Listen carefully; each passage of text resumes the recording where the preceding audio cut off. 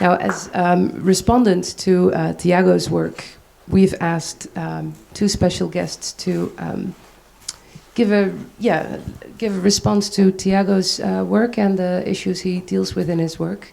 Erik Kluitenberg, you had a studio visit with Thiago during his residency. Erik will shortly respond to the talk we just saw. Erik is a theorist, an organizer, and a writer on new media, culture, and society, and especially where they collide. And he is, amongst many other things, the founder of an open-ended archive called the Tactical Media Files, and he's gonna show us a little bit of the website. Please welcome Erik Kluitenberg.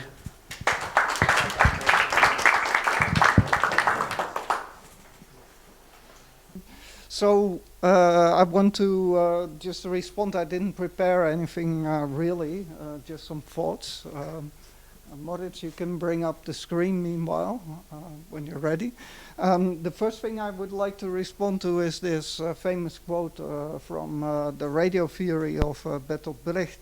And for me, the important point about it is that he points towards this thing that you know, if you have a radio receiver, it's technically able to transmit. You know, every receiver, every analog radio receiver is also a transmitter. There is technically no problem to turn them around. So the question, and in the beginning of radio, of course, it was a two-way communication system. So this was really important. So what did turned radio from this two-way communication system, which had this immense communicative and democratic potential that Brecht rightfully noticed while he saw the Weimar Republic sliding towards disaster and the Nazis taking over power step by step, you know, and it's 1 year before the power transfer. You know, even without Hitler or the Nazis ever having a majority in parliamentary vote, also important to remember as a historical background of that particular thing. And radio became this propaganda medium, and there was just one thing that made that possible, and that was legislation. It was simply that rules were imposed upon this medium, turned it around from a two-way communication network into a one-way communication propaganda machine. And then, of course, Goebbels, with his genius invention of propaganda, used the radio par excellence to drill this German public into a guided machine that would destroy most of Europe in its course. There's a lot more to be said to that, but I think this turnaround of the medium is really interesting. So therefore, we cannot look only at technological systems. These things that have been addressed here as tactical media, I will come to this term in a minute, are never simply technological systems. They are as much also biological, social, political, regulatory, aesthetic, experiential, existential, actually, systems. So we are talking about a much more complex notion in which these different fields overlap. Now, when this term started to emerge in the 90s, and I can talk rather freely about it because it's not my concept, right? I didn't develop the concept, I didn't name this stuff. It was already there. There was this festival series, The Next 5 Minutes, in Amsterdam mostly, later also in Rotterdam, which started in '93. I had no clue about this. I was up in the north in Groningen, I finished my studies and was starting to work again with a new media center there. And they did this first one that Menno was involved in, for instance. And it was mostly tactical television. It wasn't even media yet, right? This was primarily television. This was people hacking the television system, turning television around. And other people, like what Josephine earlier when we were together at the dinner table said, radio is this other very important medium. So they were turning this medium around. And you know, the typical tactical approach here is to just see what kind of spaces are opening up, and they are opening up all the time, where you can intervene, and then just using that opportunity. The ideas about the tactical were very much inspired by this French philosopher, Michel de Certeau.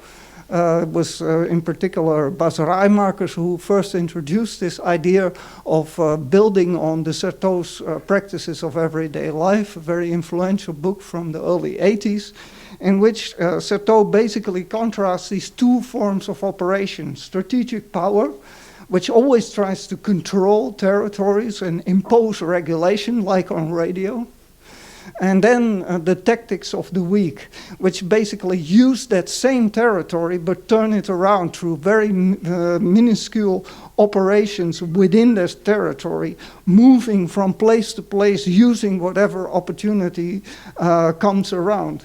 And this opportunity de Certeau describes as making do. That's a very good way of describing it, just making do. So what do we need to do? We have a situation here. We want to address something that we are not permitted to address, or we are repressed, or there is, you know, like some kind of censorship, or there's outright violence. Very often tactical media is media of crisis. It's not something benign. It's really about conflict.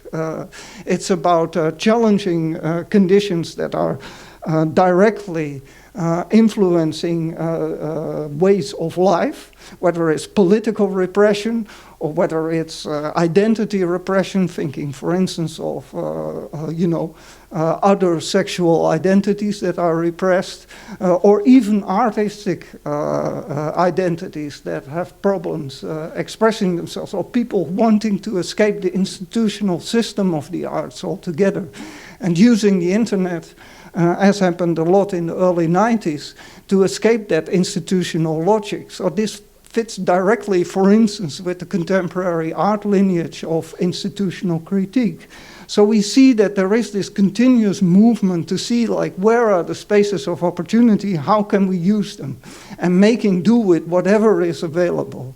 So what Thiago does very well, I think, is sort of looking at how we can cross-connect different media streams and different media forms, some of them based on internet, located in internet protocols, and others in more physical interfaces, and trying to see what kind of opportunities start to emerge there. So I would very much encourage you to go beyond the open API of Twitter and find other ways of cross-connecting these different media channels. Right? So this is not tied to any medium. A very effective medium that was used in the third Next 5 Minutes conference, one that I really love to refer to, and made it to the cover of Mute magazine in London, was the Paper Aeroplane. I thought that was brilliant. At some point in the middle of a very serious debate on post-governmental politics, with Saskia Sassen on the stage and Thomas Keenan, a very influential and famous investigative journalist, also still today connected to us. Somebody started to throw manifestos from the balconies of Paradiso into the crowd, but in the form of paper aeroplanes, and that worked like a charm. So here we have an opportunity. The medium here was a paper aeroplane. And just to give you one more other example, a great image that I saw that really shook me to the core, really, was an image that came from the original Tahrir uprising, where there was a guy, this image was circulating on Flickr, was then integrated into a special issue of Shahadat that Matt Muller introduced me to, also in the audience here. And there was this one guy, and he just had this kind of roundish face with mostly half-bald stern of a head, and he had written on his head, "Free people," And so it was a very puzzling image, because what does free people mean? Are these people now free? sort of for the first time to speak after 40 years of military rule, to freely speak their mind. Is that free people? Or is this a demand? Free the people, you know, free our people, make our people free. As we know from the dramatic events afterwards, the Egyptians have not attained freedom, not at all. So here the medium is the head, the face. The face becomes the medium, this writing on your face, making do with whatever is, present. And of course, the other sort of visual cliche that we saw all over the planet were these cardboard cards with messages on them, people holding it, very much like the famous Bob Dylan clip that the times they are changing, the prototypical video clip with the signs, with the messages holding up as some kind of social statement. So this is a movement through different times. It's a movement through different mediums. Now the other thing that is really important when you start to think about tactical media is that while there is this convergence of art, activism, politics, media, and technology, which sort of gives you a formula, what is important is that this was never invented. I saw an old website the other day from a very good media artist from the States, Paul Guerin, who did some fabulous installation work in the past. And he made this very good observation. He said about tactical media that he was deeply involved in the 90s as well as an artist. He said it was never invented by anyone, it was simply named. This was something that was happening all over the planet. And the thing was that people were increasingly revolting against this media system that was imposed upon them. And as slowly media tools became more easily available for ordinary people and artists and activists and community groups and others to work with, they could open up this media space, basically crack open this media space and insert new kind of messages into there. You know, and today you think like this is absolutely banal, and that is true. In today's context, this is a banality in a sense. But at that time, the media space was entirely closed. There were very, very few cracks where people could actually intervene. So we have a very different situation today. So what we started to do with a number of people, and that's my final sort of concluding thing of what I want to say, because I need to keep it short also, is that we started to think about, okay, so on the one hand, we see that this dynamic is very much alive still today. We saw these massive protest formations, some of which were shown also in Thiago's talk, all over the planet. And very significantly, this massive, absolutely massive media dimension attached to it, but not professional media, but media made by the people themselves. And there are countless examples that we can show from that. Some of it very impressive, some of it absolutely crappy and amateurish, some of it dreadfully boring, while others are deeply dramatic. You know, all of it is there. But this media dimension is very powerful. We saw also again that artists, filmmakers, actors, writers, all kinds of cultural people started to become involved in this movement again. And for people who had this background in the 90s, we immediately said, this is tactical media. But nobody was thinking of tactical media while doing it. The idea of when there is a problem in the streets, of immediately just taking out your phone and putting the camera on it, is so self-evident now. And putting this on YouTube, Vimeo, or whatever other platform you want to put it on, is also so self-evident that you can't really call that consciously tactical media anymore. So what we started to do is a kind of collaborative research with both a lot of the people who were in the 90s involved in this thing, whether it was ever a movement or not is not even so important, and a lot of representatives of young generations of activists, artists, engaged politically engaged artists and others, to start looking at the connections between that, what we could call the classical period of tactical media in the 90s and current conditions. So if we do it like that, if we just say like we had this classical period and we can refer to it and we can look at it and we can make connections, but we don't say that what we see now is tactical media, then we have an opportunity for a much more informed point of view and a much more rich discussion. So then the first thing is that stuff needs to be available. And one thing that we did is run this website since 2008. Front page gives you some kind of rough selection of some interesting materials, but the real stuff is behind these categories, hundreds of texts, all kinds of campaign descriptions, a multitude of events and other stuff.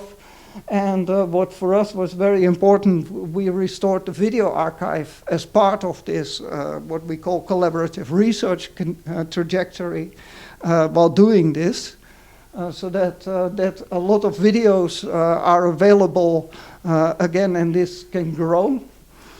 So this is, first of all, making things available from different periods, times, and places, so that you have some kind of reference point for this discussion. And at the same time, we've invited quite a large number of authors, by now about 45 authors, to reflect on these phenomena from all these different perspectives, and put out a major book about this. Which the great thing there is that we somehow managed to get MIT Press ready to publish this thing. This was really important for us because we wanted a mainstream publisher, not some kind of alternative or fringe, to take this on. And we're developing a series of public events around it where this discussion can be deepened much, much further with people with both, let's say, representatives of the youngest generations in this field, as well as veterans of this tactical media genre. And that will start to happen, the first kind of real bigger public event will happen at Transmediale in February, so you can catch that if you're interested. And then it will move to Amsterdam in October, probably after that to Barcelona, where we will do a big event with the XNet, Civic Activist Network, and the Free Culture Forum. And then it will move from there to Liverpool in the UK in early 2017. So there's a lot of opportunities to engage in this. And we're developing these ideas under a very mundane title, Tactical Media Connections, but these events will all have their own particular character. The main important thing is to connect different generations from these different periods and make them aware of each other's work and start to reflect on how to move forward at this particular moment in time where we are right now. Because on the one hand, we've seen, final thought, these kind of really massive manifestations like the one in Sao Paulo, but we've seen them around the planet basically. And at the same time, we've also seen that the political results of these have been super minimal up to now. And we see a lot of actually crisis and a lot of backward movement. Thinking of Egypt, the situation is absolutely dreadful there. But also in the archive, we have an early video which talks about the Syrian cyber revolution and boasts about it, how this is a totally bloodless and non-violent revolution against an authoritarian regime. That was a video that went viral on YouTube and was very, very influential at the time. And we combined this with a comment of a political blogger from Syria, a conservative political blogger, who in his analysis points out how fractious the Syrian society is and how taking away this central regime will lead to absolute disaster. And, since then we've seen the largest displacement of refugees since the Second World War. So we cannot be, overly triumphant about this stuff. We need to think really critically about it, and that's what we want to do. So.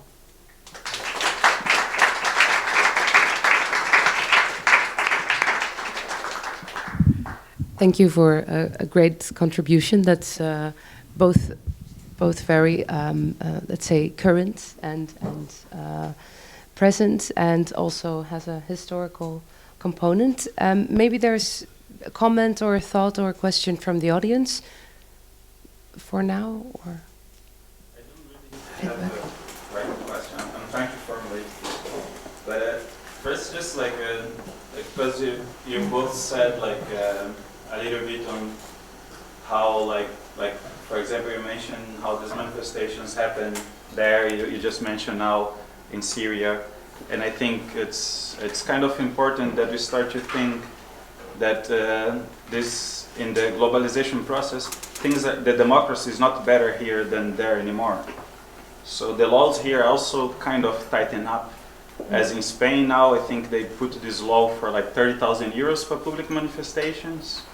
So it's like in Holland it's also quite tight. So we should think, but that's just like a comment on so it's not like in Brazil it's more dangerous than here anymore. It's just different ways to deal, of course, but it's still like it's quite globalized.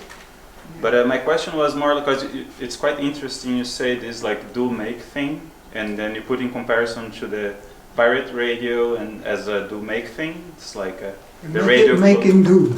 Making do, yeah. So the radio is closed down, and then the pirate radio is the making do reaction. And I think now we kind of got in this point that Thiago mentioned before, that in the 90s we still had this like anonymous internet, which was pretty much like, was not free as people like to say, but it was just like you could do more without being caught. And now it's pretty much more like broadbands are limited, you can download a lot, you upload very little. It's pretty similar to this cut down. So what would be kind of this tactical media like relation to how can we actually relate to this cybernetic times we live in now? But there is obviously no short answer to that, because that's the discussion, right? I mean, we see the problem, and you rightfully point to this problem, and this is a bit like radio. That's why I wanted to make this important remark, this insight that Brecht gave us, that radio had this potential of being the open communication space that the internet promised to be. And that regulation closed it down. Now, there can be other forces that close it down, right? It doesn't only have to be a regulation. But in the internet, we saw a lot of these things. Asymmetrical flows of indeed upload and download are part of that. That is not even really a regulation. It's just like a technical fine-tuning of the medium so that the power relation is immediately asymmetrical. Right, you are entirely right to point it out. So at some point the internet may go defunct. And I was saying to someone earlier tonight, I really like this little booklet that the Institute of Network Cultures put out, The Radical Tactics of the Offline Archive.